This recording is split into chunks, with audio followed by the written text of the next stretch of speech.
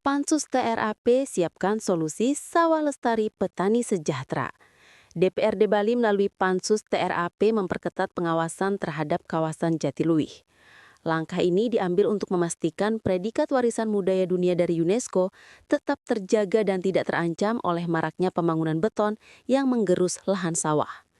Ketua Pansus TRAP DPRD Bali Imade Suparta menyampaikan bahwa kawasan yang terkenal dengan hamparan sawah teras seringnya itu kini berada dalam sorotan serius.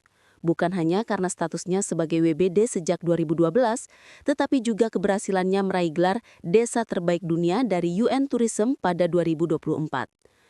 Namun kejayaan tersebut dinilai akan sia-sia jika sawah yang menjadi identitas budaya Bali terus beralih fungsi. Suparta menegaskan bahwa pengawasan pansus bukan untuk menolak investasi maupun pembangunan, melainkan memastikan tata ruang tetap sesuai koridor pelestarian budaya sekaligus membawa manfaat bagi masyarakat. Menurutnya, perjuangan mendapatkan pengakuan UNESCO sangat panjang. Jika pembangunan tak terkendali, status tersebut bisa dicabut.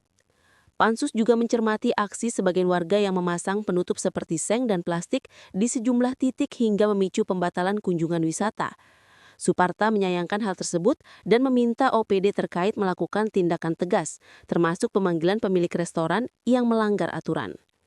Sejalan dengan penertiban, Pansus TRAP tengah menyusun konsep solusi yang mampu mengharmonikan pelestarian sawah dengan kesejahteraan masyarakat. Salah satu ide yang tengah dikaji adalah penataan rumah penduduk menjadi homestay berstandar internasional, serta pengembangan restoran kuliner lokal yang higienis. Wisata berbasis aktivitas pertanian seperti panen padi, membajak sawah, hingga menangkap belut juga akan diperkuat sebagai daya tarik utama. Selain itu, Suparta mengingatkan bahwa masih ada ruang terbatas untuk pembangunan di area WBD sesuai aturan. Bangunan kecil tersebut dapat dijadikan kios usaha oleh pemilik lahan untuk menjual produk lokal seperti kopi atau jajanan Bali tanpa merusak sawah. Pansus juga menekankan dukungan penuh bagi petani sebagai penjaga utama subak. Bantuan sarana produksi pertanian, jaminan pemasaran panen, keringanan pajak hingga asuransi pertanian digodok agar produksi tetap terjaga sesuai konsep lahan sawah dilindungi dan LP2B.